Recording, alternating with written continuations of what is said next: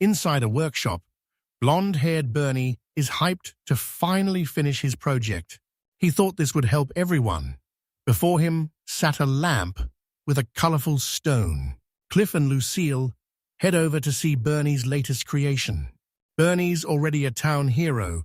Cliff notes his reputation as Lucille, Hugh's her brother. Bernie wasn't impressed. Dad told him to be proud, calling him the family's pride and joy. Hearing this sent Bernie's joy skyrocketing. Master magic engineer Bernie swore to protect his nation and family. Meanwhile, in another timeline, a tired man jolts awake to his blaring phone alarm. Alarm blares. Time for another day at work. He kept working, even with no one to do it for. At the office, urgent tasks never stopped piling up. Everyone else headed home. Why was he still there? He stayed until midnight to finish his tasks. Work finished, he bolts for the last train. He thought he made it, but the train pulls away. Suddenly, he gets dizzy on the stairs. He tripped and tumbled all the way down the stairs.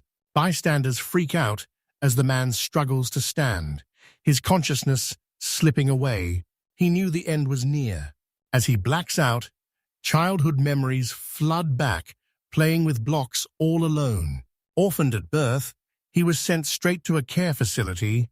The facility, yes, people were nice, but growing up, he watched every other kid get adopted.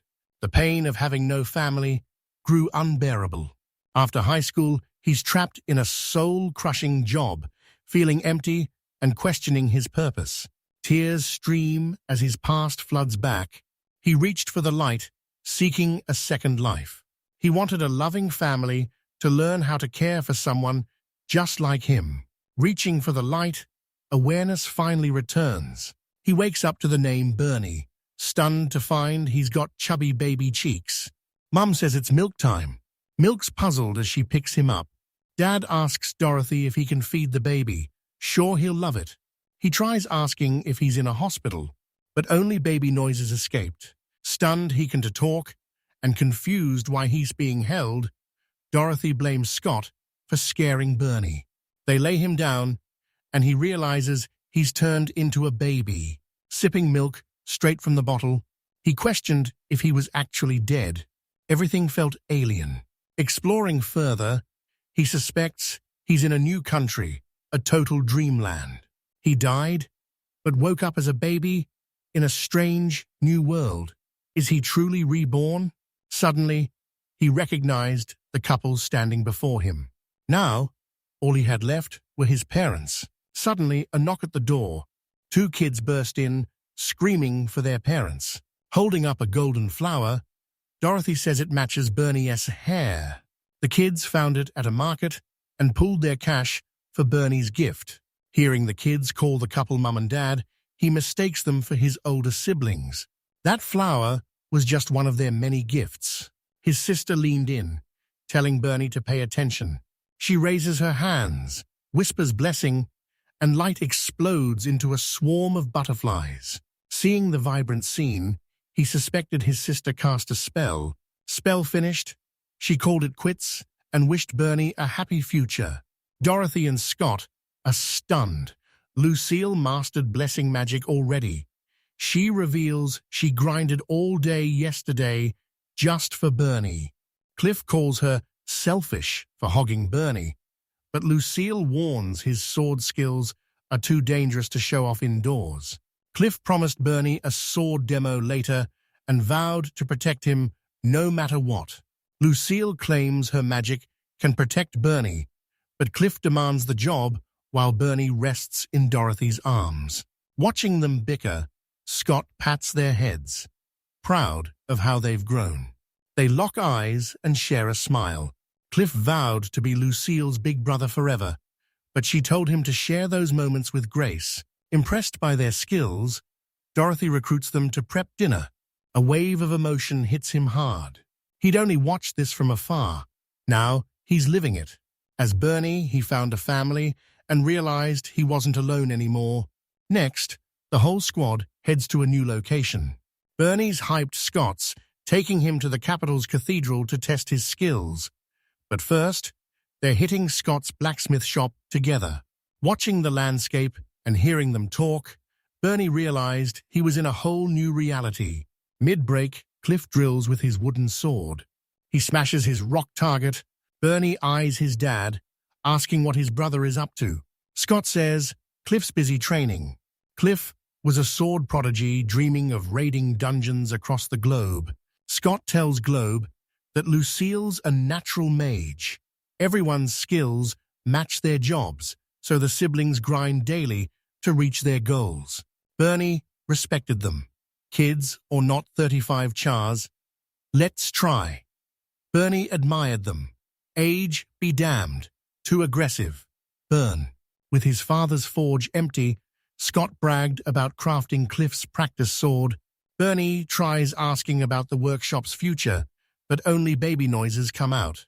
Bernie keeps eyeing the workshop, but Scott shuts him down. It's way too dangerous to enter yet.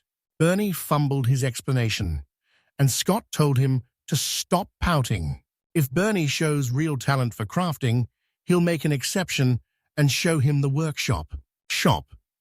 He urged Bernie to follow his own path. Bernie wondered what his job and skills would be. Suddenly, Cliff's practice sword snaps. It snapped. He's devastated. His dad worked way too hard on that. Bernie panicked, seeing his older brother in tears. He wondered if his mysterious, half-understood power could help. He weighed fixing the blade. A menu pops up, but he's got no clue what it means. He picks his options just like a game interface. He spots the reincarnation bonus. Checking the details, he finds improved repair, his reward for being reborn. Bernie heard repair, and it all clicked. In this magic world, fixing the sword was finally possible. He checked his gear. The screen demands 1 magic ore. Bernie had nothing like that. Suddenly, Cliff's necklace glows. He made noises to grab his brother's attention. Cliff wiped his tears and looked back. Shy about showing weakness, he hesitates. Bernie realizes his brother missed the necklace glow. This proved it. He definitely had a special ability. He didn't know his limits. But for his family, he'd risk it all. Bernie grabs the necklace, aiming his left hand at the shattered sword. Cliff tried shoving the blade aside, but it floated up on its own. Bernie focuses, and the training sword, fixed instantly. Cliff is stunned. Bernie returns. Relieved, the sword looks normal again. Cliff snatched the repaired blade, feeling its unique weight. He slashes the giant training rocket, slicing the rock like butter. The brothers are stunned. Cliff faces off. He hyped Bernie up, certain he only sliced the boulder because of Bernie's support. Hearing the commotion, Scott and Dorothy rush from the workshop, asking what's going on. Scott eyed the sliced boulder. Bernie fixed Cliff's sword, and Cliff used it to smash the rock. Scott eyes the sword, then Bernie. Bernie's still stunned by the chaos his job's power unleashed. Scott drops the sword and moves in. Relieved, he finds both sons safe.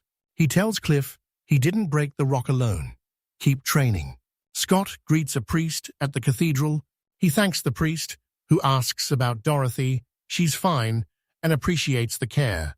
The priest eyes Bernie, the real reason they're here. He lifted Bernie, seeing the kid was healthy.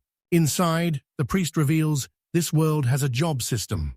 Roles revealed their ideal jobs, unlocking powers to match.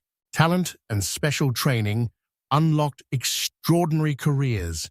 For years, everyone's been evaluated at birth to find their future role. They enter a room with a massive crystal ball at its center. Cliff's a master swordsman, and Lucille's a top-tier mage, but the priest wonders what's Joe Bernie's role.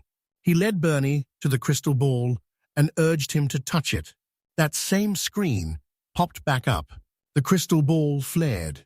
Scott asks for the result, and the priest answers. Bernie's a magic tool engineer. He's never seen anything like it. Since it's tied to Scott's smithing, Bernie's the perfect pick to run the workshop. Scott wasn't pushing his luck. Bernie had to choose his own path, and as a dad, he'd support his kids no matter what. Dad's words moved Lucille and Cliff. Dorothy saw Scott's pure, unbridled joy. Bernie finally gets it. This new world is a fresh start for a former loner. He fought to protect his family's joy. He swore to become a master magic toolmaker and grow strong enough to support them. He backs them. A year passes, and Cliff's leveled up. Daily training leveled up his sword skills. He's smashing rocks with a practice sword. Scott clearly hooked him up with an adventurer. Bernie was still a total rookie at magical engineering. He tried testing his power on a shattered plate, but his family shut him down. Watching his brother's effort, Bernie knew there was no rush. Today was special. It was family day. The family heads to Scott's chosen spot. Lucille's heading to the academy, and they're really gonna miss her. Dorothy agreed they needed this final moment together before she left.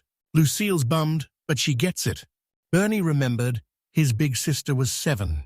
Sold her grand maid. Status skips the academy entrance exam. She starts next week.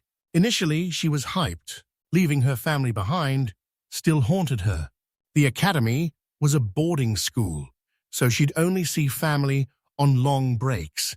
Bernie wondered if she was lonely. Cliff ruffles Lucille's hair to cheer her up.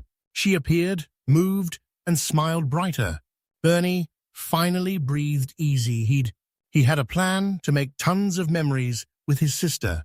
The family finds a peaceful, sparkling lake. Scott found a secret spot near the capital during his adventuring days. The Royal Magic Corps barrier repels monsters. Only the strongest and smartest break through, but they stay clear of humans. Bernie's stunned. His dad was an adventurer. Dungeons are dangerous, but he's officially hooked. Scott tells Dorothy he gave Bernie a charm and says Cliff needs a new one. His old magic is gone. Gone! Dorothy hands Bernie a charm, just like Cliff's. Scott calls it a magic ore charm, but Bernie will find a use for it again. Bernie knew his dad meant his power. Next, Scott played dumb and suggested a walk by the lake. The whole family circled the lake. They spot a squirrel munching nuts. They found a flower field and made crowns together. They hit the fishing spot where Scott, Cliff and Lucille try to snag some fish. Lucille's line tugs Scott and Cliff rush to help. She hauls in a monster. They grilled it instantly, and Bernie's already drooling. Lucille bragged about her catch, thrilled she made Bernie appreciate it. Cliff claims he's the reason she caught it. But Lucille fires back, Dad helped, but she landed the fish. Bernie had to lock in and stop getting sidetracked. He praised them again, calling them incredible. He bragged that his older siblings were absolute legends. Bernie speaks clearly, leaving Lucille stunned. He's hyped to finally talk. Cliff calls him incredible, and Lucille stays frozen in shock. Dorothy taps her back. Lucille's thrilled. Bernie called her big sister before heading to the academy. Lucille and Bernie beam with joy. Bernie shared her joy, wishing it could last. Making memories together, they finished their meal. Cliff asks to walk Lucille, and Bernie Scott agrees, but warns him to stay close. The trio walks side by side. Lucille remembers Dad introducing Cliff to an explorer, wondering how it went. Cliff can't be an adventurer until 13. At only 9, he's still training under his mentor, forced to wait years before hitting real dungeons. Lucille realized this was just like dungeon training. Cliff warns that most dungeons lack the lake's safety and are hard to reach. Still, Lucille couldn't get why he was drawn to such danger. Cliff's chasing a goal, but he's keeping his true motives a secret. Let's try Cliff's chasing a goal, but Lucille was hungry for answers. He cuts the talk short, fueling her curiosity. Bernie grins as his siblings bicker. He spots something by the bushes. Sensing a lurker, he signaled his sibling. Cliff figured Bernie was just curious about an animal. A massive beast erupts. The trio was stunned. A massive wolf looms, dwarfing any ordinary beast. Bernie thought it was a beast, but the barrier should have kept it out. Lucille asks Cliff for their next move. He tells her to stick close to him and Bernie. Bernie panicked as he prepared to fight the E-creature. Cliff stays to distract it, telling her to grab Bernie and run to their parents. Lucille couldn't do it. She wouldn't leave him all alone. Bernie spots Cliff's shaking legs and starts planning their escape. The wolf closed in Cliff stood his ground. Confronted, the tired beast looked away. Bernie realized it wasn't hostile. It was suffering. Cliff begs Lucille to run, but she refuses to leave him. Bernie realized this was no ordinary beast. His dad warned him, the barrier only stops weaklings. A monster, this smart and powerful, walks right through. If it's smart, they could find a way to talk. Bernie's magic stone charm flares bright. Up close, the floating screen reacted to every nearby move. He seized the opening to escape. He fuses the magic stone into his scarf. The flash alerts his older siblings. The scarf's glow fades, leaving Lucille stunned. Bernie let out soft baby noises. Cliff realizes Bernie wants the scarf on the beast. Bernie babbles back, but Lucille hesitates, fearing the risk. Bernie kept Cliff calm. The monster wasn't even a threat. Cliff nears the wolf, apologizing for his blade and promising peace if it stays calm. To prove he's serious, he tells the wolf to wear the scarf. The wolf crouched low. Cliff gives thanks, wrapping his little brother's scarf around the wolf. The wolf loves it, making Cliff beam. Introducing himself as the holy beast, Alboros, he asks them to hear his plea. Cliff starts to reply, but spots something strange. They were stunned. The wolf could talk, and it was a magic beast all along. Alboros realized the scarf cleared his voice and turned to Bernie to confirm. The translator works, but what does this mysterious creature actually want? Lucille notices Alboros is in distress and asks if he's okay. Albertus tried healing at the lake, but lost control of his body. Now he's begging for potions. Lucille suspects a magical toxin. Cliff demands answers. Lucille calls it a toxin that taints your magic, making you slowly lose control of your body. She says magic poison forms naturally or is crafted nearby. Cliff realized the danger. Lucille insisted they tell their father to alert the Royal Magic Corps immediately. First, she tells Alboros to stay still. She embraced him, her magic mending his wounds. Alboros thanked them, feeling better already. Cliff's stunned by Lucille's healing magic. She's just a beginner who learned it for her family. But Cliff calls her incredible. Alboros thanked them and asked how he could repay the favor. Lucille invites the creature to stay, stunning Cliff and Bernie. Bernie fell for Lucille's clever excuse, but she just wanted a pet dog. Everyone's stunned, but Cliff notices Alboros wasn't a dog. He had his own will. He shocked everyone by agreeing, curious to experience human life. Soon, the siblings invite Alboros and ask to bring him home. Scott looks to his wife for the final call. Dorothy agreed to hype the workshop, leaving Bernie stunned she'd turn a sacred beast into a mascot. Cliff starts calling Alboros Al. Scott grew curious about Bernie's scarf. Bernie busted his tail to protect his older siblings. He picks Bernie up and thanks him. Everyone agrees, so he accepts Al into the family. Al's way of thanking them for their support. From that day on, he swore to protect his new family. Years pass. The family grows, and Lucille starts school. Back at school, Cliff kept training his sword. Bernie hones his skills. They forged unique paths to reach their dreams. Inside the mansion, word arrives that the old magic poison is gone, but the threat is already resurfacing. They asked Lord Zolan for permission to explore the region with the Royal Magic Corps. Zolan hears magic poison and flashes a grin. Bernie's dad sends him on a delivery, promising magic ore as the reward. He invited Al to join. On the road, Al sees Bernie's pure hype for the prize. Bernie needs magic ore for his tool engineering. Bernie finally realized his role's true power. Essential for crafting and repairs, but unique gear needs specific requirements. First, he needs recipes to unlock better techniques and ingredients. Bernie grinds basic repairs to level up his job. Second is Magicore levels alone won't work. He needs it to unlock special abilities. Mining tanked and prices skyrocketed, making magic ore nearly impossible to find. Bernie had some cash, but saving up would take ages. Al reminded him everyone respected his grind. The duo finally hit the town. Bernie scans the area and spots the drop-off. Job finished, he expressed. He thanks Al for the help and offers dinner. Al picks T-bone steaks. Bernie bets his Magicore savings to raise the stakes. They rush into a restaurant and a friendly auntie greets them. Bernie orders omelette rice and a T-bone steak. Auntie says Dorothy will serve them. Dorothy peeks from the kitchen, waving cheerfully.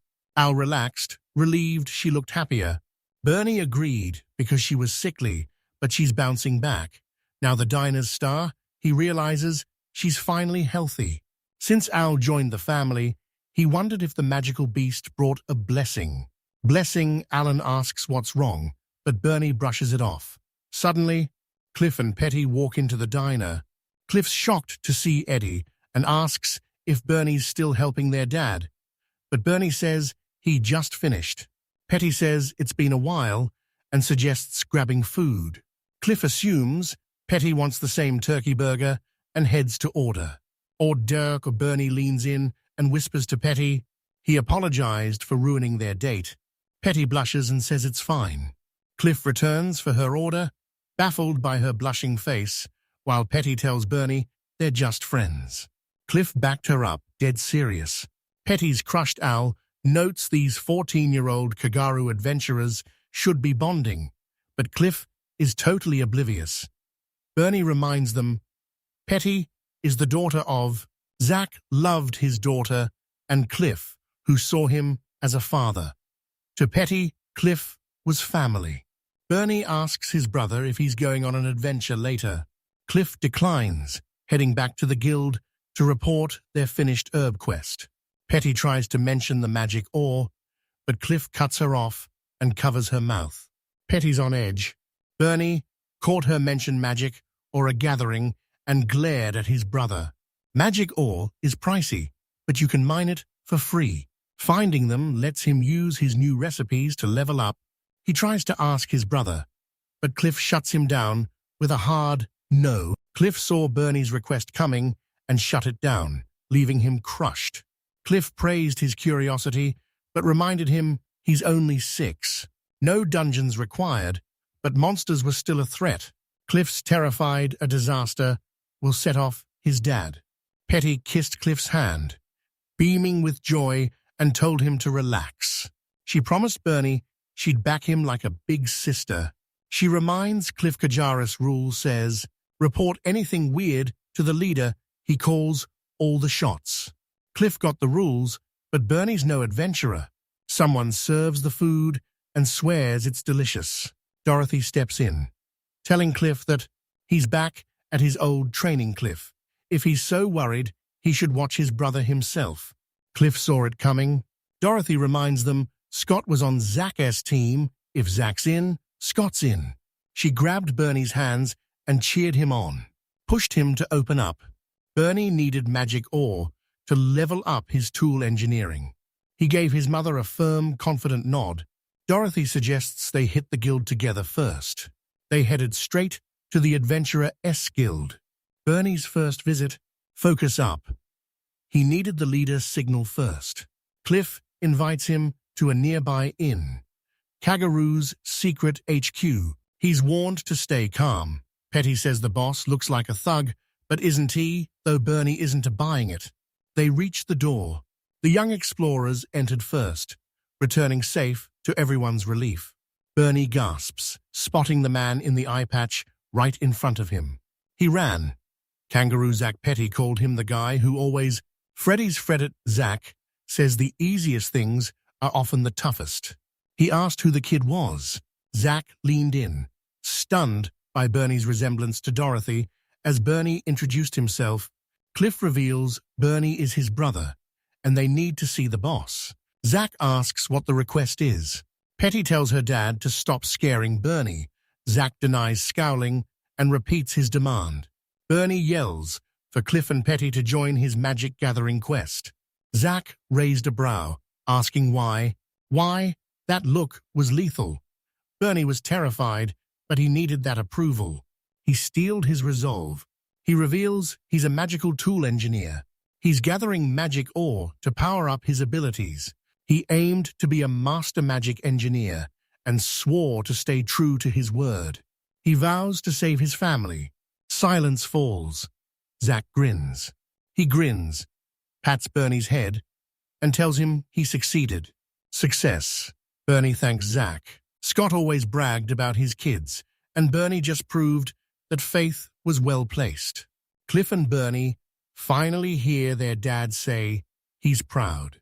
Cliff and Petty aren't enough, so Zach recruits Joseph. Zach says Joseph is young but talented. He's their guide. The guide warned them to stay safe. The boys tell their parents about the adventure. Scott saw Zach already gave the thumbs up. Bernie asks to expand, but Scott's still paranoid about potential monster attacks. Cliff swore to protect his brother and bring Bernie home safe, telling his dad to trust them. Dorothy leans on Scott, noting how much their kids have thrived. Zach grinned, realizing they were growing up fast. Next morning, Scott tells Joseph he's counting on him before the kids head out. He hugs them and nudges them forward. The duo trades grins and starts their first adventure. Joseph steers toward Rodney Valley's magic ore. It's a 2-hour trip, so he suggests a break, and Cliff agrees. Bernie spots a no-entry sign on a nearby trail. Al points out this trail leads right back to where they first met. Bernie suspected the enchanted poison. Joseph reveals that 5 years ago, the Royal Magic Corps spent a year investigating that forest's enchanted poison. Trade routes are safe, but the forest and lake are still feared as toxic. Bernie realized why those zones were off-limits. This is where he met Al, and the memory stings. They finally reached their goal. Joseph tells the kids to gather magic ore, and Bernie is hyped. A shadow watched them from the distance. Bernie marveled at Rodney Valley. Stunned by the view, he finds the source of the magic ores. Joseph warns the team to stay sharp. Weak monsters are incoming. The goal, find the ore. Bernie's taking point. He handled that section with a weapon ready to go. He whips out a compass bracelet. Cliff remembered Bernie's late-night grind and wondered what he was up to. Bernie flips the compass, shooting a beam of light. Shot out, pointing one way. Petty eyed the light, wondering what it was for. Bernie explains the device tracks magical ore, making their hunt way easier. Joseph was fascinated and ready to test the tool's power. Bernie leads the team, tracking the glowing light. They finally hit a vein of enchanted ore. Door opens, jaws drop. Bernie collapses. He beamed with pride. His magic ore training finally paid off. Joseph loves the tool and asks Bernie to forge weapons too. Bernie has limits, but with the right supplies, he'll get it done. Cliff confirms Bernie forged the blade. Now Joseph wants one too. He found the site and ordered everyone to grab the magic ore. Everyone dug for ore. Petty reaches for a piece, but Cliff casually stops him. He helps her from behind. She blushes, and Joseph chuckles. Bernie and Al laugh, grabbing magic ore. Bernie's enchanted tool finds their next site instantly. Joseph's stunned by their speed. This tool replaces complex spells, rivaling the Royal Academy's elite mages. Petty knew Bernie's tools made him a threat, but despite the praise, Bernie still doubted he'd ever surpass his sister Lucille. Joseph remembers Lucille is Cliff's sister, and Cliff paid her tuition. Cliff tries to stop him, but he's too slow. Bernie's confused. Lucille's tuition is already fully covered. Cliff clarified Lucille's scholarship didn't cover all her expenses. It wasn't much, but he knew Dad worked himself to the bone for Lucille's future. Cliff needed to go pro fast. to fund his family. Bernie realized this was the dream Cliff hid from Lucille. Cliff cheered Bernie up. He dreamed of being the world's top adventurer, exploring the unknown, finding treasure and slaying monsters. The thought alone fired him up. He loved his family and swore to protect them. He was making both dreams a reality. He'd bank fast to expand the shop, and Bernie wanted in. He sworn to become the royal city as top magical toolmaker and save his family. Cliff held him tight. They watched him play the caring big brother. Petty spots something strange. Dirty weapons litter the ground. Hurting, she wondered why they were abandoned here. She sends Joseph to investigate. Joseph figured these were weapons left by monster hunters. Enemies are lurking, and they've got enough magic, so he orders an immediate exit. He gave the order to move out. Al growls, sensing something lurking. Joseph orders everyone ready and draws his sword. Sword Cliff and Petty backed him up. Bernie was baffled by their strange behavior. A massive gorilla beast erupts, smashing the ground where they just stood.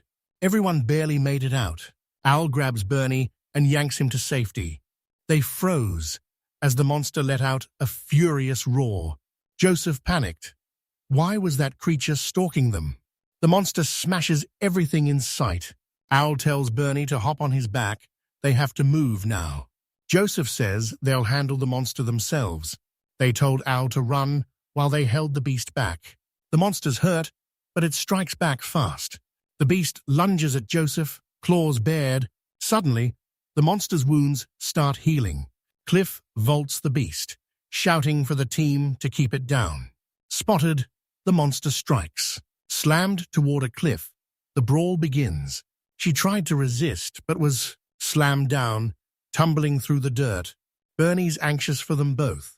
Joseph hurls a smoke bomb, blinding the creature. He tells Cliff and Petty to grab Bernie and Al and bolt. He stepped forward, stunning them, and ordered them to. They rush to the royal city for help while he holds the monster back. Petty begs them to stay for safety, and Cliff steps up to help. Joseph warned them to stay sharp. Elders protect the young, so the leader sent him to watch their backs.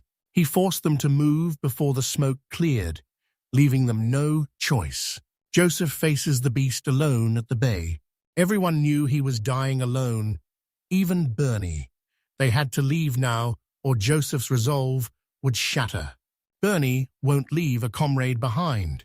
The cliff collapses, sending rocks hurtle toward Bernie. Al shielded him from the falling debris. He warns, this weird beast will crush him if he has to protect the group. Safe now, he lets Bernie choose flee or fight. Bernie's tool lights up. He's got a hit. It reacted to a hidden item under the cliff, erupting in a blinding light. Bernie realized this wasn't ordinary magic. Sensing massive magic, he's inspired to build a total game-changer. He scans the area, spotting the discarded weapons. He pushed Al to act. Al lunges, drives the beast to the cliff, and pins it down. Bernie asks Joseph to stall the monster for 3 minutes. Joseph snapped, demanding they escape. Bernie grabs his hands, reminding him he's still a master magic tool engineer. They're a team. Joseph wanted to die alone. They're all making it back alive. He told Joseph to trust him. Bernie's sudden emotions blindsided everyone. Joseph laughed, but Bernie snapped. This was no joke. Joseph quickly agreed. If he can trust his friend, he's just weak. He needed Bernie to forge him a solid weapon back at the capital. If things go south, Bernie and Al retreat, while Cliff and Petty provide backup. They both nodded Joseph. Joseph gives Bernie 3 minutes. They raise their blades as Al stalls the monster. Bernie and Al team up to build a magic device. They just need 3 minutes. Joseph orders Cliff and Petty to tag team and strike while he baits the enemy. Soon, Bernie summons all back. Al walks past, telling Cliff to believe in himself. Cliff nods. The trio charges ahead. Bernie tells Al to grab the magic ore from the rock. He snatched the nearby old weapons. He watched Bernie go to work. Cliff hated relying on his tiny brother to save them. He's a wreck, crushed by his failure to protect his loved ones.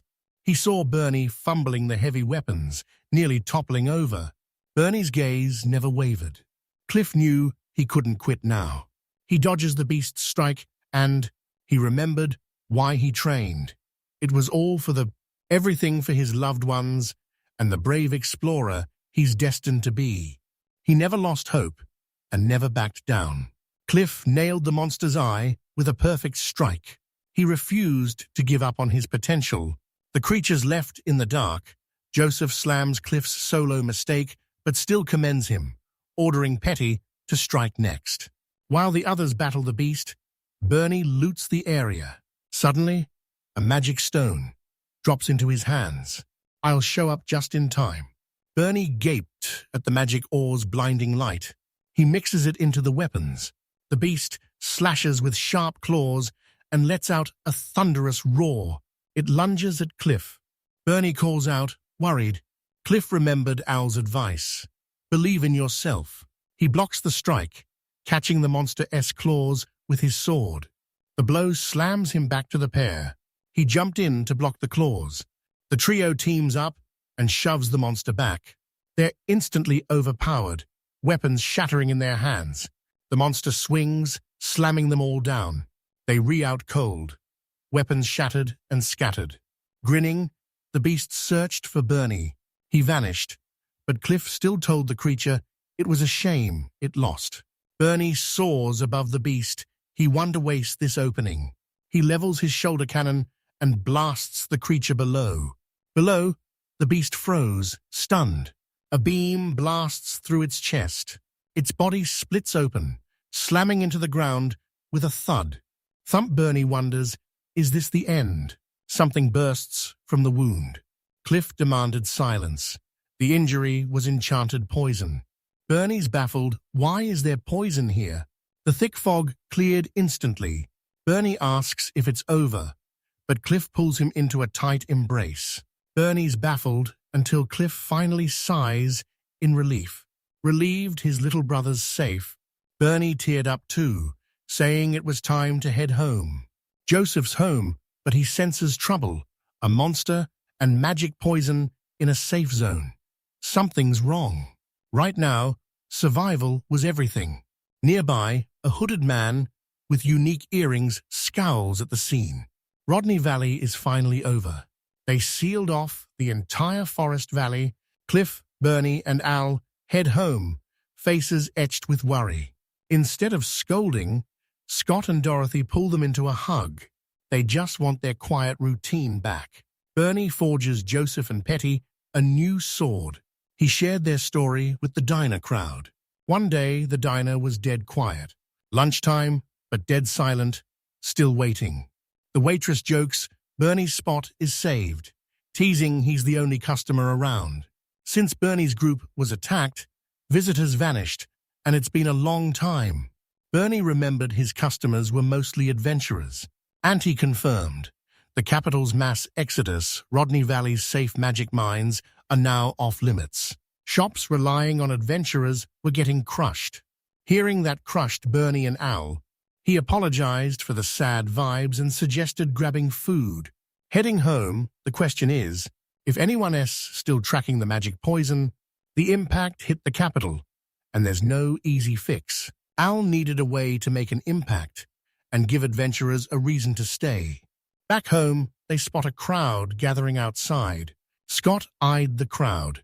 It was time to head back. Bernie asks what's going on. The explorers confirm he's Bernie and ask him to forge their weapons. Joseph at Kaguru vouched for him.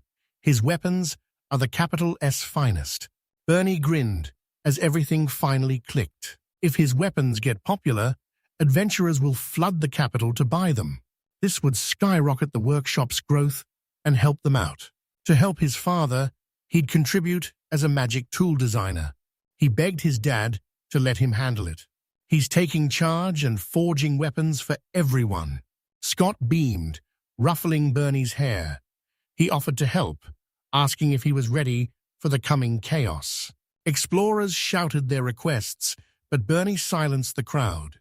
Meanwhile, a cloaked figure corners Professor Evans at the Academy. An ecology expert, he spent years researching magical toxins. The hooded man warns Evans the magic poison might have a new power. Evan eagerly asks what it is. He grins, earrings flashing. It's the same guy from before. He spots Lucille on a bench with a friend and recruits Evans for his experiment. Time has passed since the Rodney Valley incident. Bernie sensed things were falling apart. Streets and shops are ghost towns. Bernie gave his all, and Al was right there with him. They storm Kagaru space, where Joseph welcomes them warmly. Bernie delivered Zach's requests. Zach thanks him and suggests one quick activity before heading back. Joseph reveals Bernie's weapons are in high demand. Every adventurer in the capital wants them, not just Kagaru's team. Bernie thanks the team for the support, but Joseph asks why he's so upset. The capital was ghost quiet, so Bernie vowed to work even harder. Joseph agreed. Since that incident, adventurers have been avoiding the capital. Zach slams Zolan for overreacting and locking down zones. Bernie asks if Minister Zolan shut them down. Zach confirms. Invited, the minister hates adventurers dealing in magic ore and sees this as the perfect chance to strike. With magic poison lingering, no one knew when the area would be safe again. Take the forest sealed 5 years ago. The investigation is still a total mystery. Guild fees skyrocketed, and adventurers were being exploited. Treatment, and Zach knew the capital was spiraling. I'm starting to worry about Kagaru's future. Zach's team has the skills and connections to stay busy, but rookies are struggling as even basic quests vanish. Bernie knew new recruits was zero, and even selling magic gear hit a wall. Mid-chat with the adventurers, Joseph suddenly remembers something crucial. He tells Bernie to sell the cannon he built. Bernie warned the key makes this a challenge. Magicor was the key, but with only one piece, mass production was impossible. One shot drained all its power, making it useless. Scott enters, hunting for Bernie. Just passing through, he tells Bernie to get back to the workshop. Zach tells Scott to rejoin the team if blacksmithing gets too tough. Scott told him to zip it. He's off the clock now. Zach wished them luck, and Scott nodded. Agreement. On the road, Scott asked his son what was wrong. Bernie's focused on sharing magic tools with everyone, not just adventurers. Scott believed his son was good. He wanted to contribute too. Suddenly, he spotted a letter in the mailbox. He reads it. It's from Principal Regal. The principal praised Lucille's high-quality staff. He ordered 50 sticks for the school, leaving Bernie stunned by the massive demand. The principal wants the ore from the letter S magic circle. Suddenly, one spawns right there, dumping magic ore onto the ground. Bernie screams for Dad. Suddenly, Scott found his target. He wanted to be the pillar his sons could rely on. He grabbed Bernie, and they charged back to the workshop, hyped. Meanwhile, a bird streaks overhead with a letter tied to its leg. Lucille and her friends chat on a bench, enjoying the sun. Her friend nodded, perfect for a garden lunch. Lucille whips out a limited academy sandwich. Her friend calls her lucky. Lucille rushed to grab it, but she still misses home cooking. While washing dishes, her friend mentions summer break. Lucille's hyped to head home. Suddenly, the bird dives for them. They spot a letter tied to its leg. It lands on Lucille's hand, a message from her dad. She eyed it and grinned at her friend. Not bad. Her friend figured it was positive. Lucille confirms the principal placed an order with her blacksmith dad. He and her brother are delivering it to the academy, and she wants a big group meetup. Lucille agreed, telling Smith that while training with her father's staff, the principal approached her and noted that elite tools made magic flow perfectly, but she's shocked when the principal asks her dad for a favor. Lucille wished the bird luck. It joyfully soared skyward. Her friend is thrilled she's finally visiting family, and Lucille is hyped. Heading to their next class, they pass massive bull monsters locked behind fences. Lucille's friend found the Academy's monsters suspicious. Lucille remembered these were for research, magic kept them tame, but the tension was still high. They spot a schoolgirl medicating the monsters. She pours it into the pan, handling the creature with steady hands.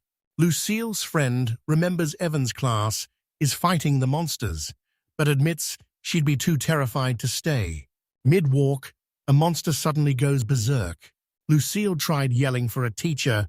The girl casts a spell, calming the beast with a gentle breath. Lucille and her friend are stunned. She halts the beast with silent, soothing magic, but Lucille senses 0 mana. This isn't ordinary magic. The girl's talking straight to the monster. She kept soothing it until it finally settled. Lucille's stunned. This girl's got serious talent. She asks about her skill. Lucille, a magic studies student, asks for her name. "I am Gina," she replies. He bolted, yelling sorry. Lucille's friend wondered why Gina bolted. Scott, Bernie, and Al head out for supplies. Bernie tried helping chop wood. He tried, but he was too small to pull it off. He saw his dad's massive effort. Bernie pulled endless all-nighters to help out. Dorothy kept coming back with food. The massive order is finally finished. Scott credits Bernie for the late-night assist. Getting the staves to the Academy was the mission, but moving them was a nightmare. Bernie's got a solid plan to fix this. He found the recipe: a leather bag, metal, and magic ore. Scott grabs the bag and metal, noting they still have magic orbits left from crafting the staves. Prep done, Bernie locked in on his craft. A suitcase pops up. Scott calls it ordinary. Bernie chuckles, admitting it looks that way. He unzips the case, grabs a staff, and slides it into a hidden compartment. Gone. Done? Scott's stunned. Bernie reveals. This bag holds a ton and handles massive items with ease. Thrilled, Scott hoists his son high. Bernie demands respect, but Scott laughs, reminding him he's still just a kid. He's glad his tiny magic crafter is with him. Packing C done, time for a break. Next day at the Academy, caged monsters spewed thick fog. Furious red eyes cut through the fog. Scott, Bernie, and Al reached the Academy soon after. No sweat. Scott knew they'd grab the items at the gate. He scanned the area, spotting the guards. Scott's friend Will was there, stoked to see him. Scott introduces Will to Bernie, his former Kaguru co-worker. Agaru, Will's hyped to see Bernie. He introduces Al, his special creature. Al lets the guard inspect him, stunning Will. It's his first magical encounter, and the beast can actually talk. Will strokes Al and asks why they're here, despite already seeing their names on the guest list. Scott says the principal sent him and asks to enter.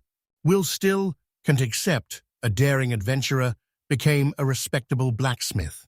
Bernie asked what kind of adventure his father had. Scott was a famous legend. Unlike Will left to grow, but Scott quit to support his family, a move Will respected. Bernie had no clue his dad did it for the family. Scott looked healthier and more confident than ever. Scott takes the staves to the principal, sending Bernie to see Lucille. Will gives the okay, and the guard clears it. We follow them straight into the Academy. The hooded figure appears behind him. Bernie entered the Academy, stunned by its massive scale. Alan asks Bernie if Lucille sent the meeting spot. Bernie reads the note and invites them to a garden lunch, map included.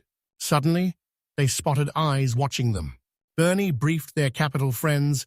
To normal people, Al was just a monster, and he understood why.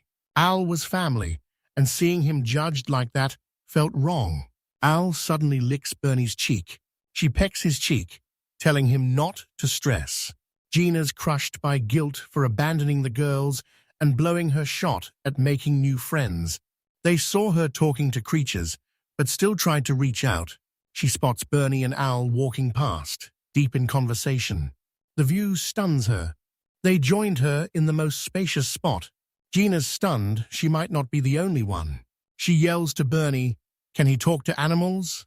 Bernie says it's just a special translation device.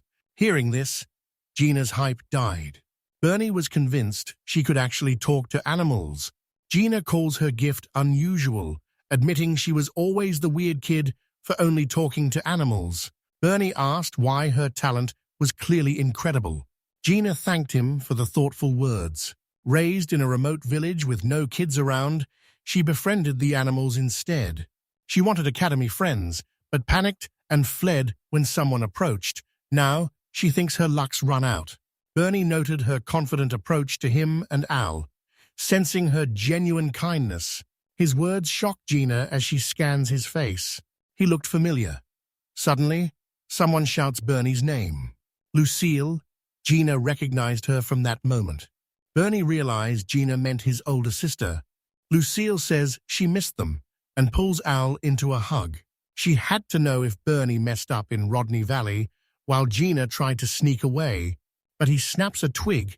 Lucille snaps her head up at the noise, asking if Gina's with her brother, but Gina claims it's just a coincidence. Bernie invited her to lunch and insisted she tag along. Lucille nods Bernie flan. Bernie flashes Gina a peace sign. She finally says yes. They hit the garden, and Bernie calls for lunch. Lucille's baffled. His hands are empty. Bernie shocks him, pulling a full food basket out of his tiny bag. Lucille loved the enchanting gadget, glad their tiny creator was so reliable. She's stunned by the fresh sandwich spread. Bernie relays Mum's message, telling Lucille to eat with the group and take care. Touched, Lucille urged them to dig in. After eating, Lucille and Gina discuss Evan's hand-picking Gina to handle the monsters. Gina's professor says her monster-talking talent is useless at the academy. Bernie knew the academy was crawling with monsters. Monsters, Al nervously asks if they ever get aggressive. Genius reveals magic restrains the monsters and they're drugged to stay calm and healthy. Lucille's stunned. The academy raises monsters and runs research in this garden, where Bernie instantly spots rare medicinal herbs. The principal admired the staves, praising them as outstanding. She takes the 50 and asks Scott to help the academy again. He's proud to step up. The principal praised Lucille's massive achievements. Scott demanded an explanation. Lucille's a top student who just won an award for snapping a practice win streak. Lucille aimed higher than top mage. The principal credited her non-stop grind. Scott's thrilled his daughter's finally putting in the work. The principal tells him to relax. They've got Lucille. Scott trusted her and backed off. He opens the door to find a hooded figure waiting. The man notes he's late, but says it's fine. He knocks, and a glowing circle ignites. Scott demanded to know who was under the hood. He lay outside, dead in his own blood. Blood. The hooded man didn't want to bother the principal or Scott. He used Scott's full name, and even called out Bernie. Scott froze, furiously demanding to know how the man knew his and his son's names. The hooded man claims Bernie recently disturbed him. He appeared in person and cast a spell. The Academy's trapped creatures are expanding. Nearby students shrieked in terror. Bernie's crew heard the cries. A huge crowd of students bolted. They rallied the crowd, catching Bernie's attention. Lucille sees students fleeing the Monster Care Center and fears the worst. Gina froze, eyes wide with shock. Her creatures grew massive and wild. Tamed, why were they acting like this? Bernie realizes the monsters use magic poison. Lucille raises her staff, ordering them to hurry. Gina stops her, claiming she'll handle the monsters alone. She soothed them. Their eyes cleared briefly, then snapped back. Darkness fell again. The rampage roared on. He rampaged toward Gina, but Lucille saved her. She fires her ice-freeze spell. Jagged ice shards trapped the creatures. Lucille vowed to freeze them all. Gina told her to stop defending the monsters. She felt guilty for failing them.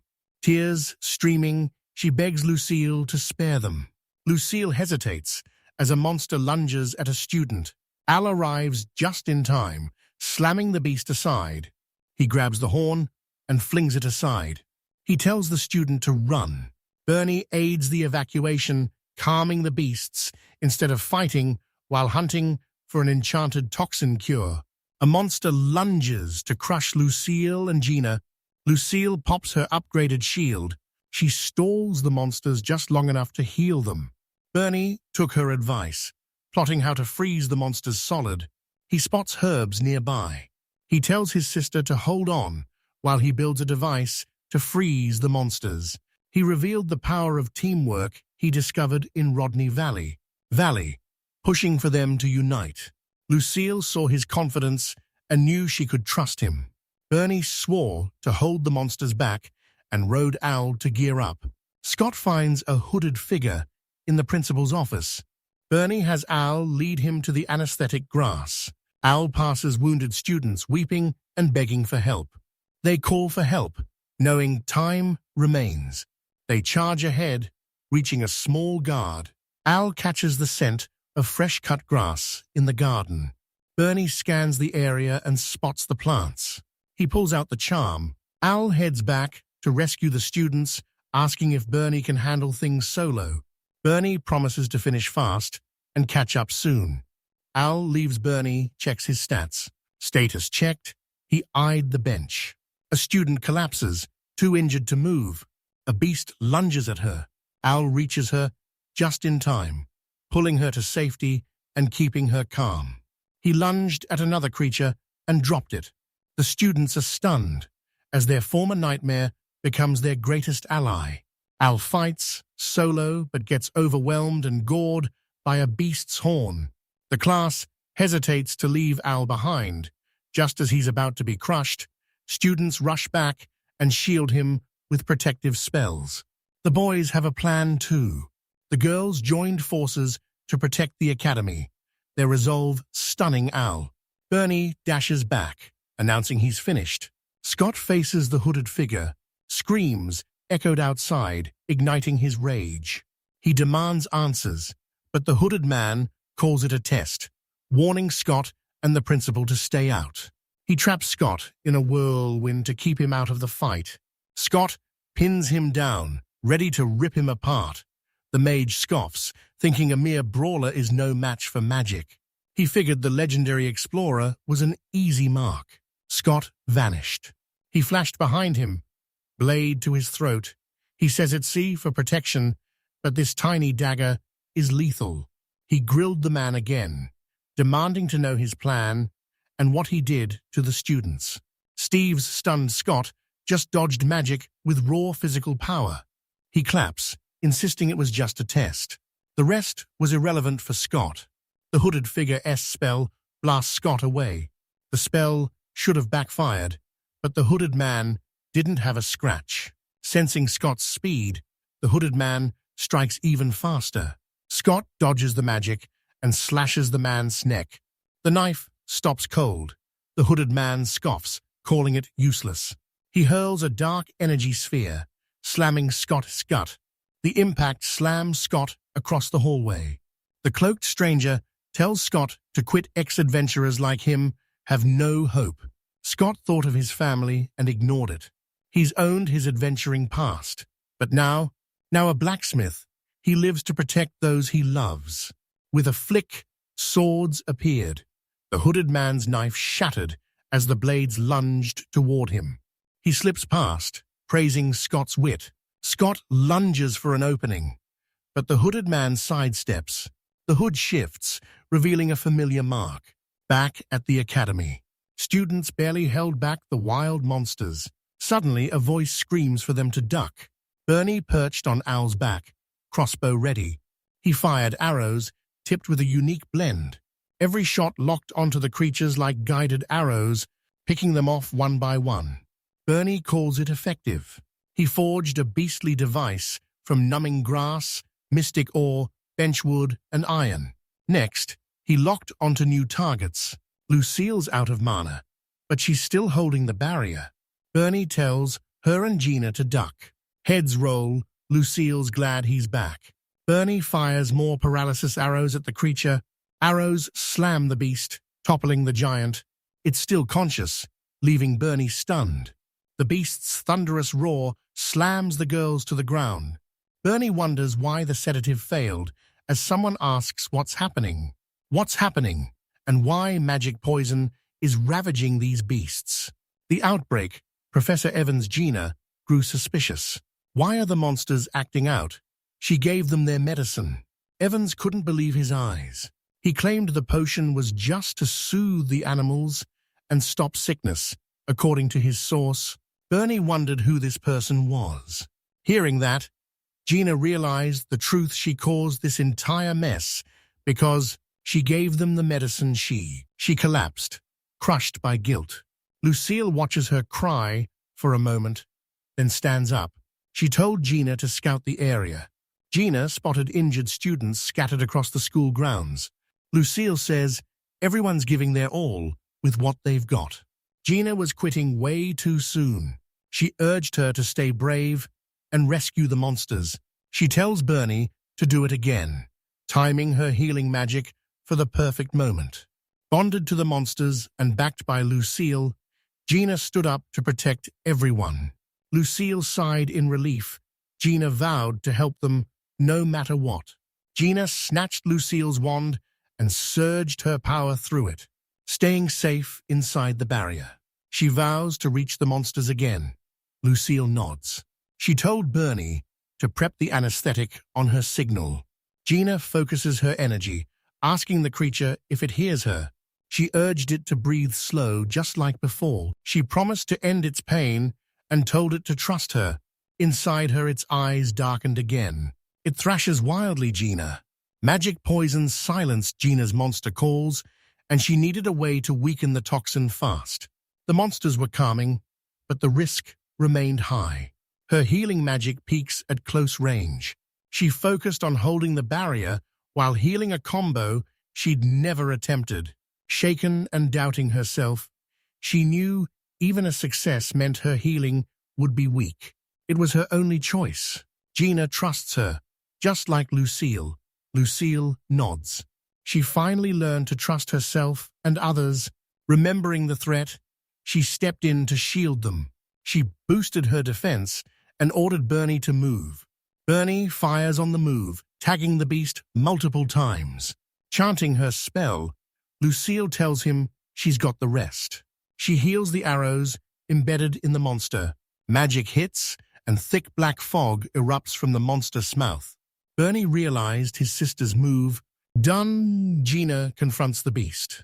She apologized for the pain, knowing they never meant to feel this way. She admits she never had friends, but raising monsters finally cured her academy loneliness. Lonely, she begged to care for them again. Once it's over, they meant everything to her. Lucille swore to stay by Gina Grinder's side. Together, they vowed to save the monsters. They teamed up to help the creature heal and find peace. The beast finally broke free, collapsed from the magic poison. Gina rushes into a hug, sobbing with relief. Lucille collapsed, the weight finally lifting now that it's over. Bernie nudged her arm for a high five. High five. Lucille grinned. Obliged. Scott spots the symbol on the hooded man's back. He clenches his fists and lunges with blinding speed. Scott dodged the punch like a pro. He dodged the punch and lunged with his knife.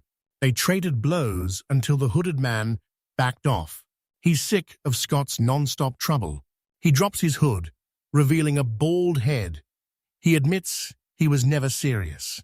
He snaps his fingers, igniting a massive spell below. Black fog erupts from the circle, morphing into a four-winged bird. Scott knew the fight was worthless unless both teams went all out. Seriously, the bald man readies the final blow.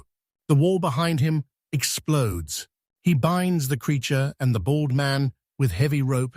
Baldy reveals why he's keeping the principal locked up. Principal Regal steps through the shattered wall. Stern-faced, she demanded he own up to the chaos he caused at school. The bald man says his time's up. Scott snapped. Was he trying to run? He'd seen enough results, they'd meet again later. Scott swung for his head. The man vanishes like smoke, whispering a final goodbye to Scott. The villain vanished instantly. Evans bows in apology, taking the full blame. Gina suspects the meds caused the incident, and Evans agrees. He suspected the repeated doses triggered the snap, but other factors were likely involved. Gina realized the medicine wasn't meant to cure sickness. Lucille's intrigued. How'd they get it? Evans says a man offered a magic poison sedative to test on the school's creatures. Monster management head, Evans stays sharp. The man hands him official proof the drug works. Evans still had the evidence. He snatched the King's signed papers. Suddenly, the document erupts into flames right before them. Everyone jumped back in shock. Lucille sensed magic, a clear attempt to erase the proof. Bernie demands his identity. Evans didn't get a name, but those official papers prove it. This guy's a government plant. Documents gone, evidence lost. A stranger appears with a game-changing plan. Scott arrived, the principal right behind him. Lucille panics, seeing Scott injured. Scott reveals the guy who trashed the principal's office is the same one who gave them the medicine. Mid-fight, he spots a symbol on the man's back.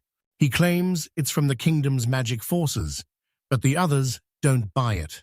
The school's trashed Evans meant no harm, but the principal won't let him leave until he talks to everyone involved. The president made the call.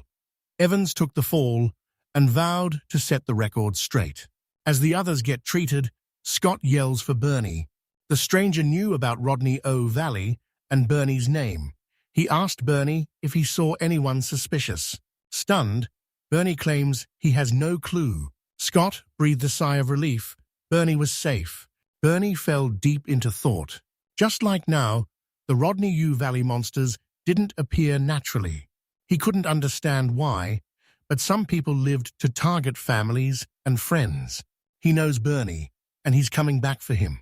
Bernie knew he had to get stronger. Longer determined, he promised.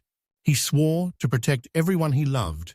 Him. Soon, everyone spilled their stories to the principal. She thanked them, and she reveals the attacker and the drug dealer are the same person.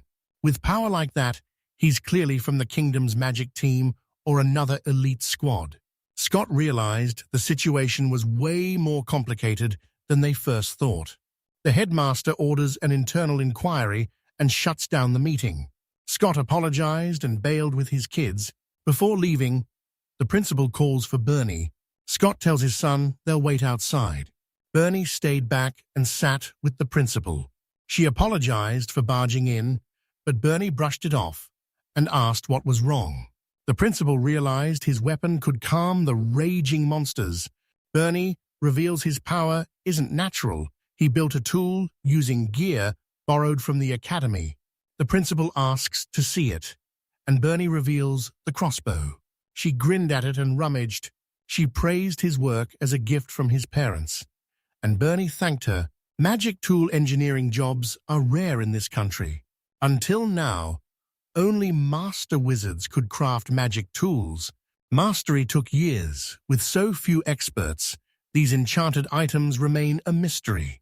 Bernie finally realized he's doing the impossible jobs in this world are seriously OP. The principal confirms the academy focuses on magic and combat rules, so nobody chose crafting to help the academy thrive.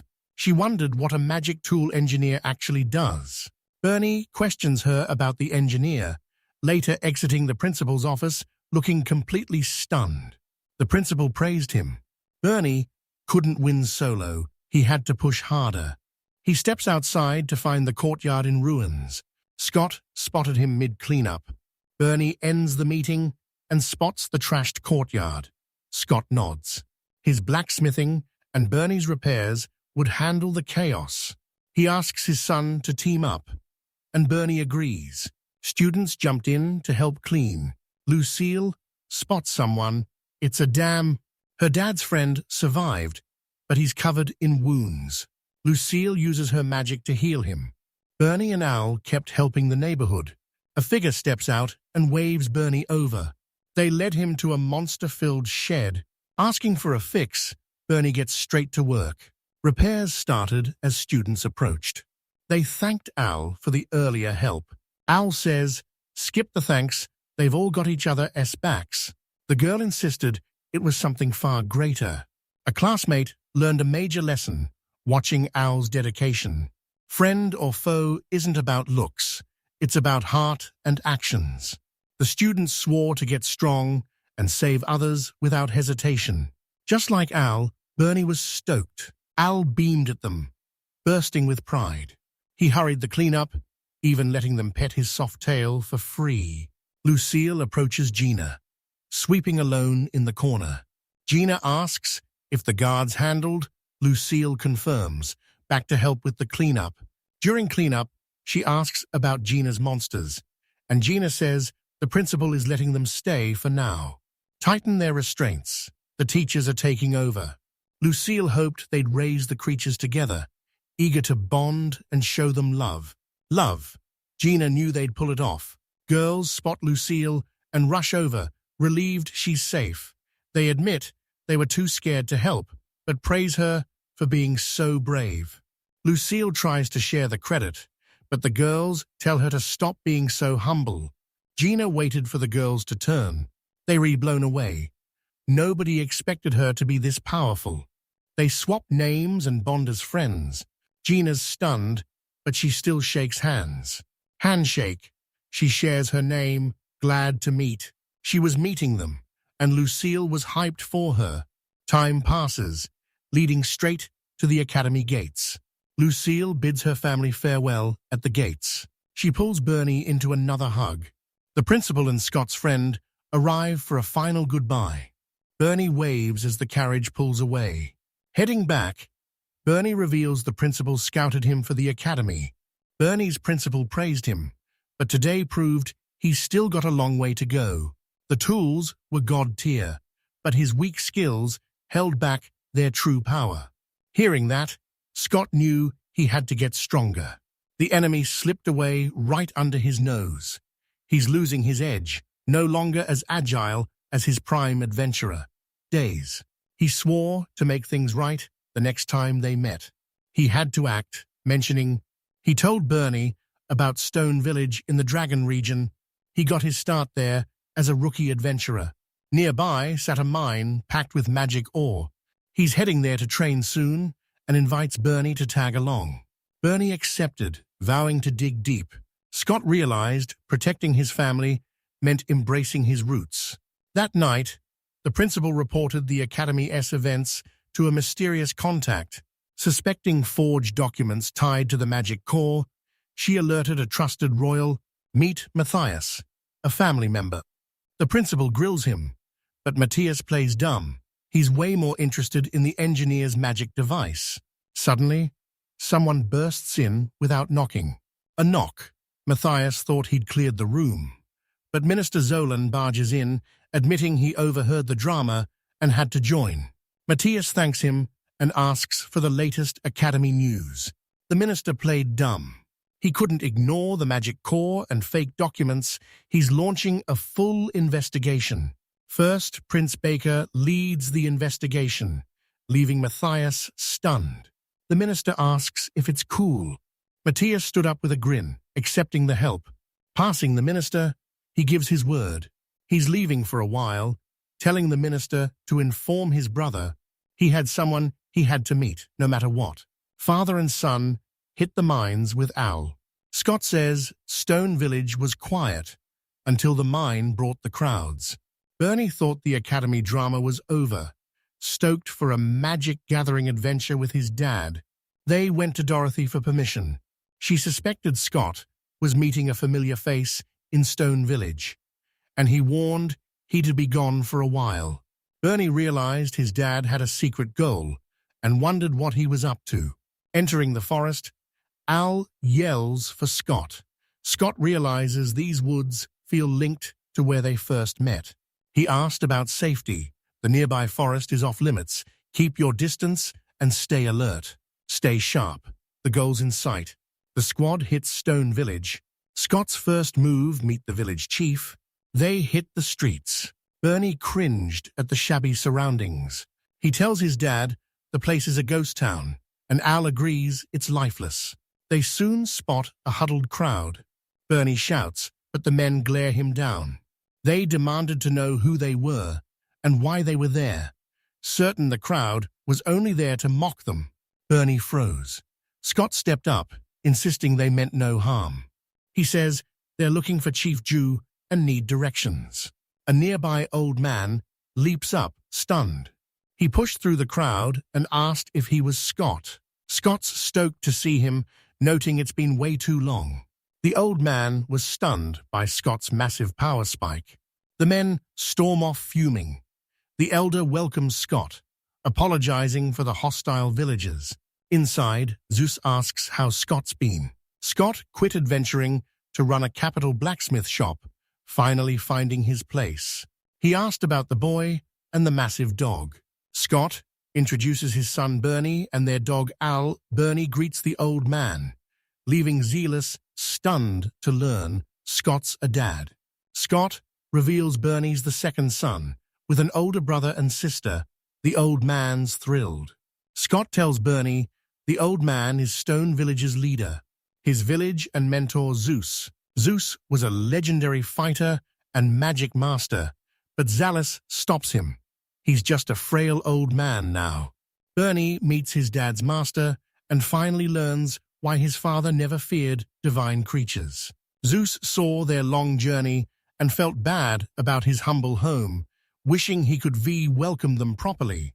Scott noticed the village had changed and asked what happened.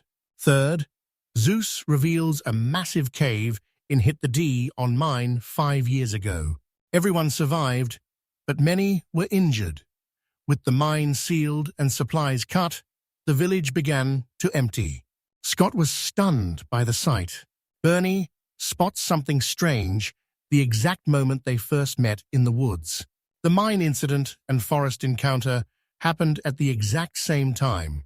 Too suspicious. Zeus explains the villagers were just stressed and sorry for being rude, but Scott says it's no big deal. A woman serves tea, wincing in pain. Scott thanks her, and she slips away. He wondered if she survived the cave. Zeus reveals she was found near the forest with no family and nowhere to go. Even score a permanent doctor. Final selection. He wanted to keep rebuilding the village and its facilities. If things went well, they'd even land a permanent doctor. Hearing that, Scott and Bernie trade looks. Bernie proudly promised the old man he'd fix it and bolted. Zeus is baffled. Scott chuckles and he told the chief his son was the true magic tool master. Bernie takes charge, fixing the pumps until they're brand new. Kids spot the new guy and point him toward the playground. Bernie's speed fixed the seesaw and swing. The injured woman watched Bernie and the kids for a moment, then walked away. Bernie spots her, and a new idea hits. Zealous is stunned by Bernie's lightning-fast repairs. In a village short on workers, the kids a massive boost. Scott says they're just happy to help the community. Zoo praised Scott's sharp eyes, but Scott questioned if he actually meant it. The old man knew Scott had an agenda, and Scott expected him to see right through it. He addressed Zeus as his mentor, not the village chief. Scott asked for another training session. Zeus glared coldly, demanding to know why. Scott has zero regrets quitting adventuring. He's finally found his purpose as a blacksmith. The truth finally hit Smith. He was too weak to protect his family. He's reclaiming his lost adventurer power to become even stronger. His kids had grown strong, chasing their dreams as their father. He'd keep them safe. He begged his master for one more chance to train. Seeing his disciple's sincerity, Zealous tapped Scott's shoulder. He noted Scott became a great dad while he was away. Plus, he owed a favor. Scott's relieved, but the old man warns him training will be brutal. Tough. If Scott's still game, he'll prep him again. Bernie returns to the injured woman as she frantically asks what's going on. Bernie apologized for cutting her off. He came to help with her pain. She agrees. It's tough, but the kind villagers are keeping her going. Bernie remembered he had extra magic ore from crafting the staves. He'll build a tool to help her heal, leaving her completely baffled. Bernie offered her a seat. He grabs bandages, magic ore, and a potion. He erupts with power and the flash shocks her as a solid figure instantly forms. Bernie says this form speeds up recovery. It's not true magic, but it'll mend her leg. She thanked him for the history. Bernie even offered to set the cast himself. Bernie ignored the snake tattoos on her injured leg. She thanked him again, but had nothing to offer in return. Bernie smiled, saying, "It's fine." Glad he could help. She paused, then asked why Bernie came to their village. Before he can answer, a knock hits the window. It's Scott. Bernie backs away as she thanks him again, but her face instantly darkened. Outside, Bernie asks what's happening. Scott finds a food warehouse on the village outskirts and needs help hauling the supplies. Bernie and Al agree. Zhu thanks them for the help. The city was decaying, but food supplies finally improved. Dion's new lord took charge, immediately securing the food supply. Scott wondered if the new lord was actually a big deal. Zialis agreed, calling the lord a reliable leader who puts the people first. The lord returns from inspection, expecting Scott to welcome him. Scott agrees. They're sticking around for a while. Suddenly, a voice calls out nearby. Everyone rushed to the village entrance. A bloody knight begs his master for help. He stumbles forward and faceplants right before the crowd. Bernie freezes as a blood-soaked soldier suddenly appears. He stood still, watching the wounded man beg for help. Scott sees the wounded soldier reach the village and realizes the battle is close.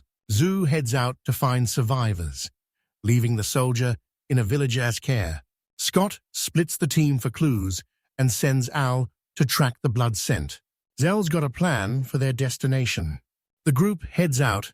They spot a group in the distance. Zeus suspected the Lord's team botched their check. Bernie spots a flipped carriage. Zella says it's the Lord's and suspects an ambush. One Scott draws his knife. Al warns of the heavy blood scent.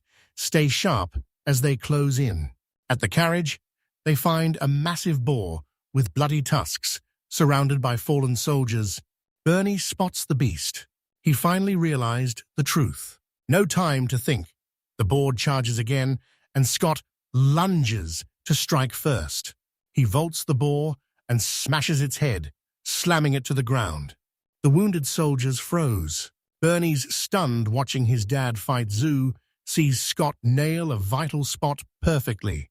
This was no ordinary beast. Still unscathed after that hit, it twists, throwing Scott off balance.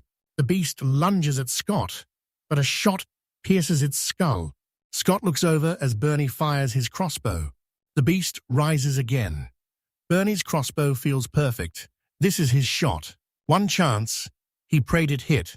The beast went silent and slammed into the ground.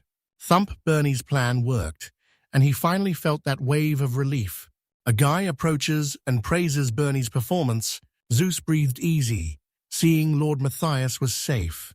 Matthias reveals they were ambushed returning from inspection. Only a few guards left. They were in a tough spot. The guard drops the monster, and it vanishes into a cloud of black smoke. Matthias couldn't believe it. Bernie had finally proven his worth. Intrigued, Bernie listened as Matthias recapped the chaos at Rodney Valley and the Royal Academy. Bernie's a big name in the capital, and meeting him here was a total shock. When he asks who I am, Zeus reveals the truth. I'm Matthias, Lord of Stone Village. Matthias thanks Scott for the save, and Scott offers to help handle the soldiers next.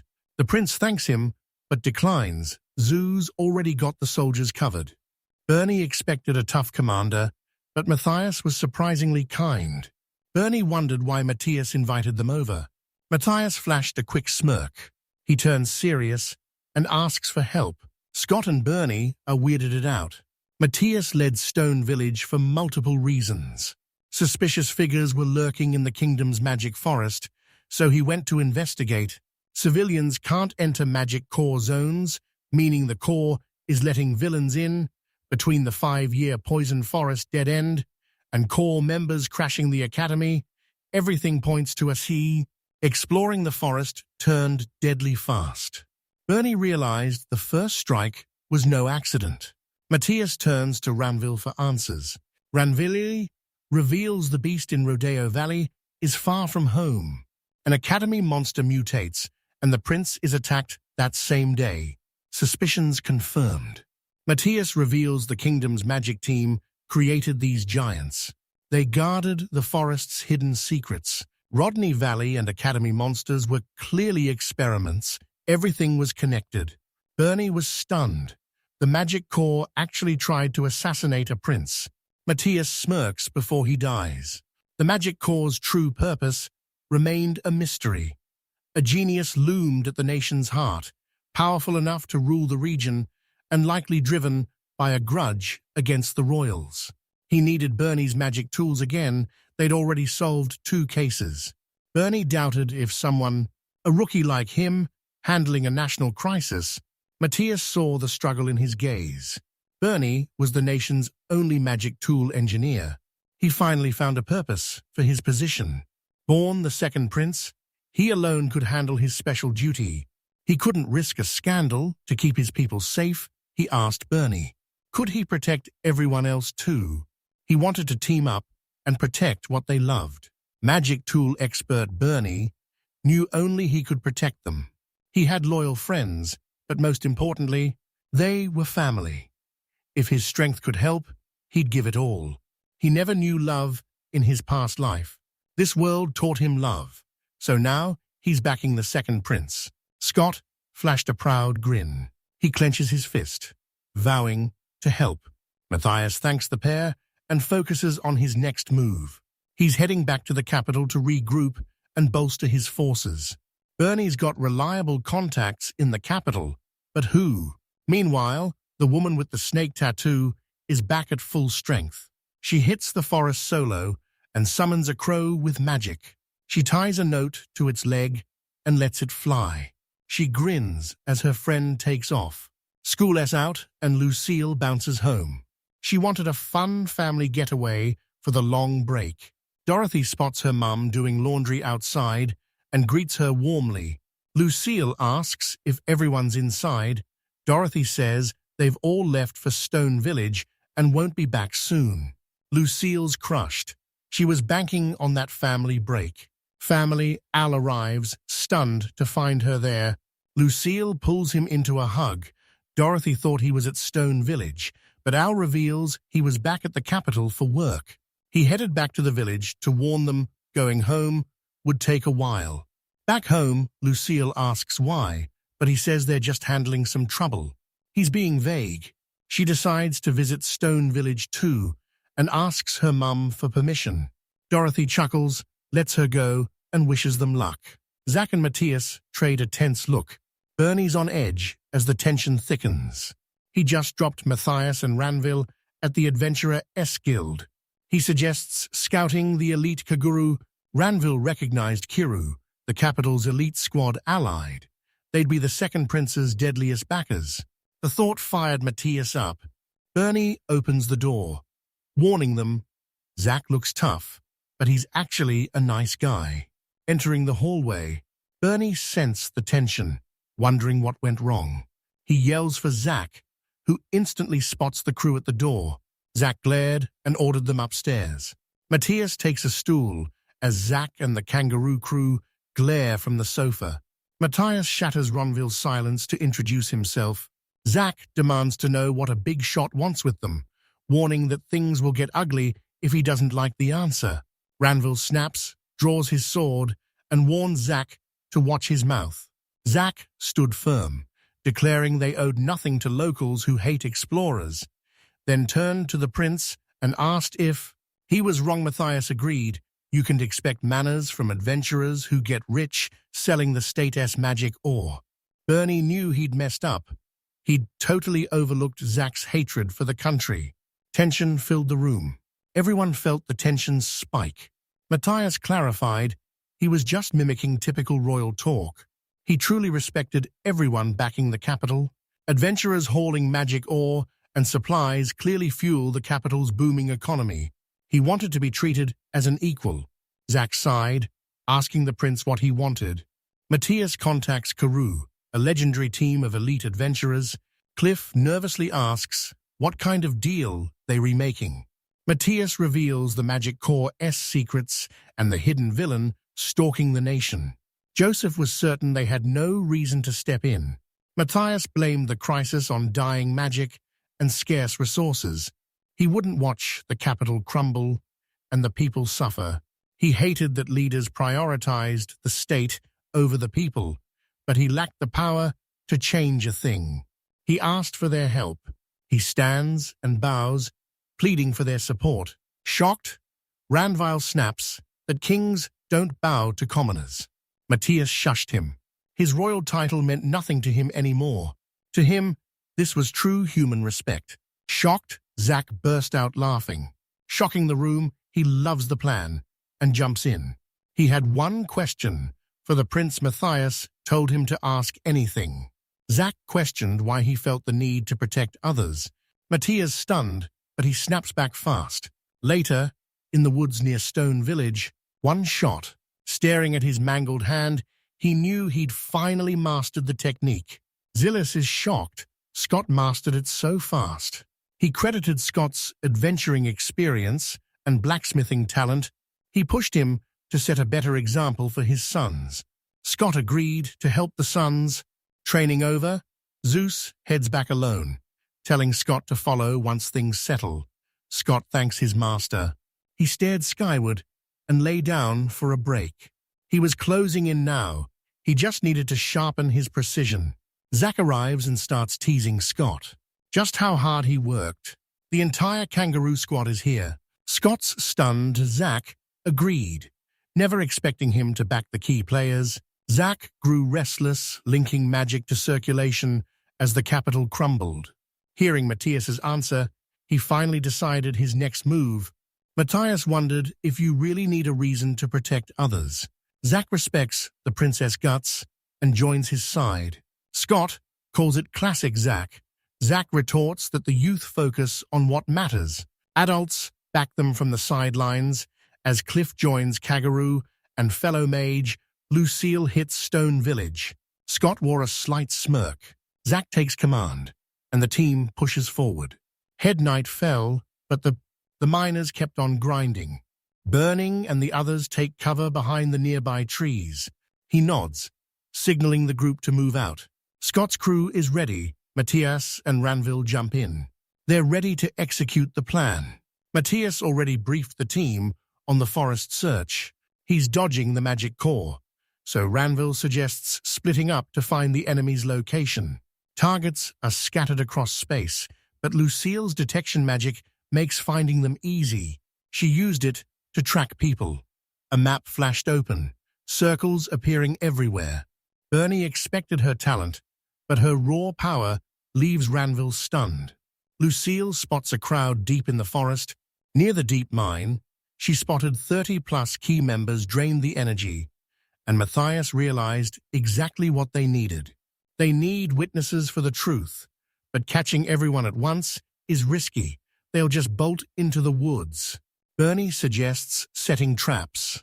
He chuckles, pulling items from his magic bag. He bags the gear, claiming it'll be useful. Cliff asks about the magic ore and ropes. Bernie tapped his power to forge a magic tool. Zack asks if it's the legendary device, while Scott wonders how they'll use it. Bernie orders them to trap the crowds with his special rope, cutting off every escape route. Zack asks to let his team set the trap. Lucille scouts the mine site, while Scott watches her back. Bernie hyped everyone to go all out. Crowd clears. Matthias grins at Bernie. First, he says Bernie's got plenty of backup. Bernie pauses mid-wait, struck by a sudden thought. He suggests a chat, thinking it's easier to open up to someone like him. Matthias thanks him and gives his head a gentle pat. He finally decided to let Bernie in on it. With the king fading, Matthias and his brother took charge of the government. The future king handles state affairs, while Matthias is sent to fix the regions. Everything went smooth until magic poison hit 5 years ago.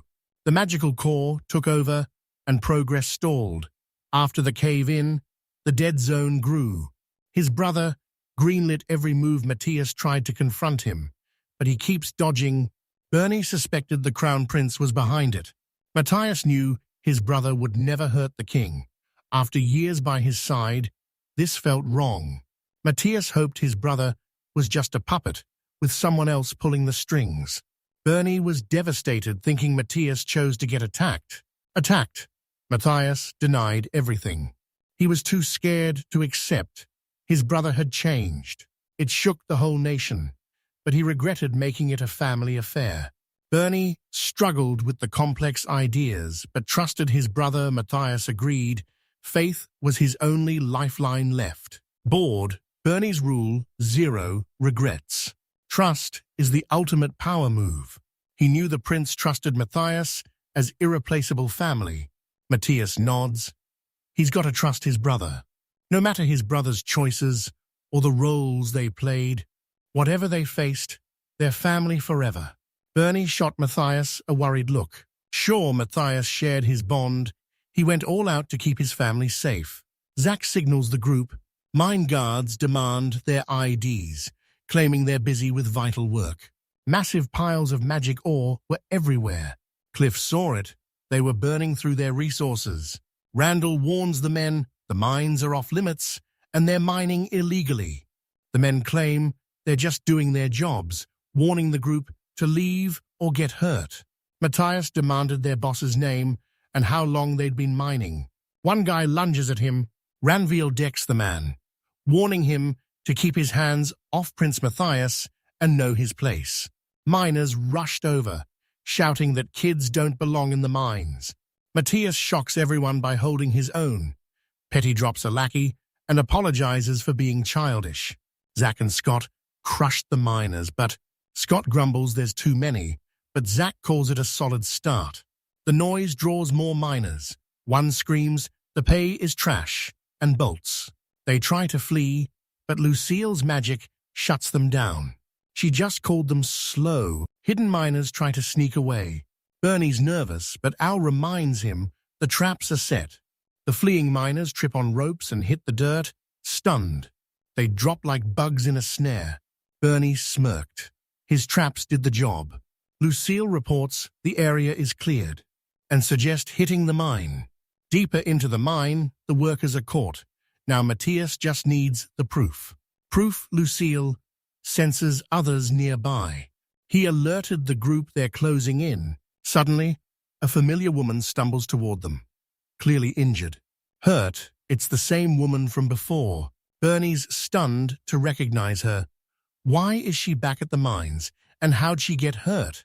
She rushes over and kneels beside him. She begged him to save her child, trapped inside. Hearing this, Scott and Bernie trade looks and head in. He pushed deeper into the dark tunnels. They used a cloaking spell, and even her tracking skills couldn't find them. She revealed the men found her gift and forced her to hunt for magic ore. Scott remembered the chief's report. A woman was found unconscious near the village. She barely escaped, but hid the truth to protect the village. Bernie realized her leg injury happened during that escape. Ranvill wondered why she'd return after a clean escape. Matthias sensed the hesitation and spotted the woman's tattoo. She breaks down, revealing they snatched her child from the capital to force her back into the mines. They warned her return now, or the child dies. Soon try to cut, but the kid's trapped deep inside. She can to save them alone, even after magic heals her leg. Defend herself. She leads the group into a massive mine cavern. She pushed them further. Suddenly, Matthias draws his blade and aims. Blade at her throat, she froze. Everyone froze, baffled by what was happening. Matthias mocks her disguise, noting that no transformation can hide the bruise on her leg. Panicked, she asks what he's implying. He reveals a palace insider has the same bruise, a shape-shifting magician serving as Minister Zolan's assistant. Her name's Eridine Crawford, the minister's secretary. She pauses. Transformed, she's annoyed the prince saw through her near-perfect trick. Ranville froze. He recognized her through the disguise. Bernie saw through the lie. Odin asks if they're curious. Her goal: kill them for meddling with Zolan and prying into her business. Matthias now knew Zolan was behind it all. Ariadne shared the goods since she was trashing them anyway, a final gift before they died. She confessed to running the crew mining that powerful magic ore. Now ruling the land, Matthias hides her identity to watch over the village. Lure them in, finish the job. If they stay clueless, their end is swift and painless. She called them pathetic, mocking Matthias for failing to be king and relying on a friend obsessed with minor scratches. Bernie asks about the kid. She says they were taken. Auditine confirmed the grind was correct. She snaps, and the earth quakes. A massive serpent bursts from the deep, lips she proudly called her offspring. She ordered it to devour everyone, and the beast lunged at Bernie's crew. Zack calmly tells everyone to clear out. Cliff's squad charged, clashing with the monster. He strikes, finally wounding the monster. Bernie urged them on. Meanwhile, Joseph spots it. Walls erupt around the snake. Cliff's attack fails, sending him flying back. Lucille's stunned. The monster just shielded itself with its own power. Eridine laughed at their pathetic struggle, mocking their useless attempts to cut the beast. Zack makes his move, and the beast lunges. He throws a punch, nailing it right in the head. He lands a massive blow, slamming the beast into the earth. Eridine, tell them to wait. Ranville ignores her and swings his sword, but she barely dodges. Barely in time, the blade nicks her cheek. Ranville tells her to chill, but Audine snaps, calling him a stiff servant and trashing his arrogance. Suddenly the snakes rise again. Zack's intrigued. A creature snatched something in its jaws. Lucille senses danger and orders everyone back. The beast breathes fire, and everyone feels the heat. Flames erupt, trapping everyone in a blazing cage. Joseph warns they're dead if the fire keeps growing in this tight spot. Lucille caught a break. They finally knew the Monster S trait. She flash freezes the giant snake. The creature S heat melts the ice instantly. She and Joseph needed a new strategy. Bernie disagreed. They weren't out of options. There was plenty of valuable magic ore nearby. To use his move, they must freeze the monsters and control the fire. Al warns falling rubble is sealing the entrance. Heat's rising. Bernie's running out of time. Lucille and Cliff pat his back to reassure him. They told him to stay back, taking over the fire to buy him time. They have got his back for exactly that. Bernie knew he had to move fast. With his friends at his side, he calls for backup.